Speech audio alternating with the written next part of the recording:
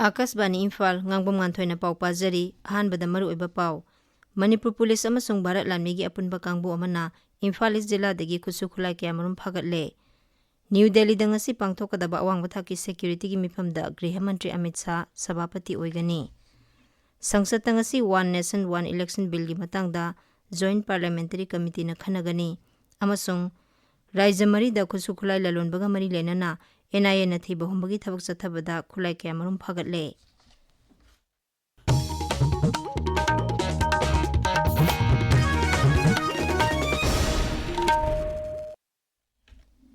Manipur Police amasung Bharat Lamnigi apunba kangbu amana ngarang Imphal East Jillagi Paurabi Makausingda leramba KYKL amasung pripaki leifamsing thugaikre. Police ki pauna hai ngarang akangnaba pau ama phangbadagi mafam aduda thiba humbagi thabak chathabada makhoina leramba mafamsingdagi khulai kayamarum phagatpa ngamkhi. Airgun ama, bulletproof helmet, semyauba mobile ama, amadi uniform, insas LMG, magazine ama, kapthokraba maru 98, una saba nongmai manga, walkie-talkie ani, car ani, gari macha ama amasung chesang kayamarum phagatki. Adumoinamak mipha-mipungi paudi leite. Amaromda Security Force nangrang Imphal East, Imphal West amasung Kaksingi tongan-tonganba mafamsingda thiba humbagi thabak chathabada lalhaulup KCP gi tongan-tonganba group ani gi miyoi 13 phagatle. Farabasing adudagi nongma yauna atei polam kyasu phagatpa ngamle hairi. Medical Officer singi akhanaba clinical session amang asi haudokre. Numit marini chathagadaba course asi Lamphel-Patta leba Regional Institute of Medical Sciences RIMS ki Radiation Oncology Department ta pangthokpani. RIMS ki Director Professor G. Sunil Kumar Sharma, Rajyagi Health Services ki Director Dr. Chambo Gonmai, RIMS Radiation Oncology ki Head of Department Professor Y. Sobita Devi amasung Institute of Palliative Medicine Calicut ki Director Dr. Suresh Kumar Sarugyari. Good Governance Week kamari lenana Jilla thaki miyamgi numit Imphal Jilla da pangthokli. Sawambungda laiba SDO Office Complex da miyamgi numit ngasidagi haukre. Hayengna langdum makhalekai Community Hall da aduga tha asi kulumdoidana Porampata laiba Panchayat Bhavan da pangthokani hairi. Peace Committee kang Leipak Manipur na ngasi kumbi kendagi manung chana laiba Phagaukchau Ikhai Torbungda Ningtham maru marang sing yenthokre. Mafam adugi khangatlaba lawmi chahumda maru marang sing asi yenthokibani. Mathang sahigi January 15 da New Delhi gi Bharat Mandapam da pangthokadoriba Pradhan Mantri Narendra Modi gi Pariksha Pe Charcha gi 9 suba edition da saruk yaningba Rajya sigi mahiroi sing Oja sing mama mapa singna Imphal Jilla gi Pariksha Pe Charcha gi District Coordinator dagi akupa marol khanglaba yagani hairi. New Delhi da ngasi pangthokadaba awangba thaki security gi mifamda Griha Mantri Amit Shah sabapati oigani. Mifam asida hojik oiriba ngaksel gi phibam gi matangda khanagani. Mifam asida maru oina Jammu Kashmir gi hojik oiriba phibam gi matangda su khanagani. Mifam asi Griha Mantri na sahi asi gi June 13 ta Rajya dugi Shanti Raksha gi phibam gi matangda mifam ama pangthokraba matung ngasi amuhana pangthokadabani. Masida National Security Advisor Ajit Doval, Kendra Home Secretary Govind Mohan, Intelligence Bureau ki Director amsung atay makok thongba police officer sing saruk yagani. Pradhan Mantri Narendra Modi na Mumbai da hi ani thengjinabada leikhidraba singi imung manungda kheti puron oina lupa lakh ani gi senpham piragani haina lauthokre. Soklaba miyoi singdana lupa lising yankhai piragani hairi. Ngarang Navy gi higa passenger puba hi amaga thengjinabadagi miyoi 13 leikhidabani. Miyoi 38 mafam adudagi kanba ngamkhi. Rashtrapati Draupadi Murmu na leikhidaba singi mafamda awaba phongdokre.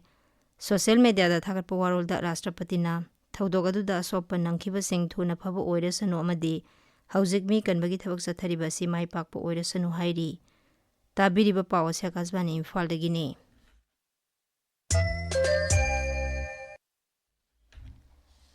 Sangsad ngasi One Nation One Election Bill gi matangda Joint Parliamentary Committee na khanagani.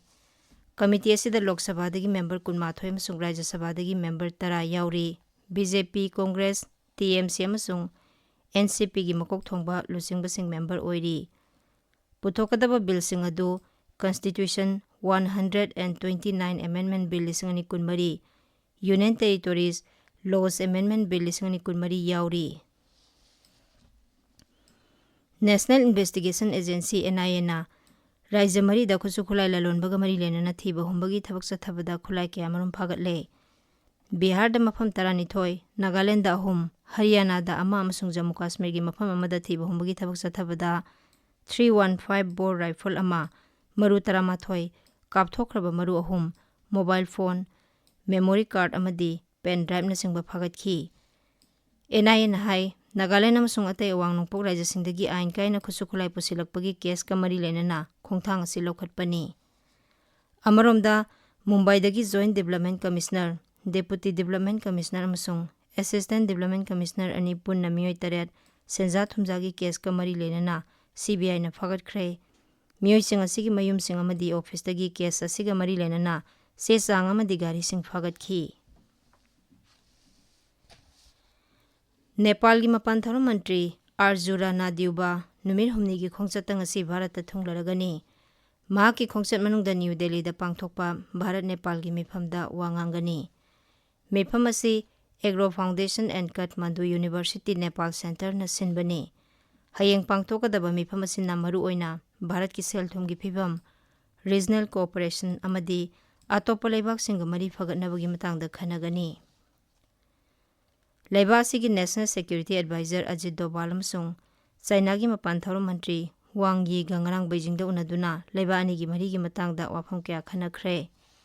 Special Representative ki kulumdoi suba mifam amu hauduna Kailash Mansarovar Jatra, Cross Border River Cooperation amasung Nathula Border Trade nauna amuk chatna haduna laiba ani gi mari hena phagarhanaba honagani.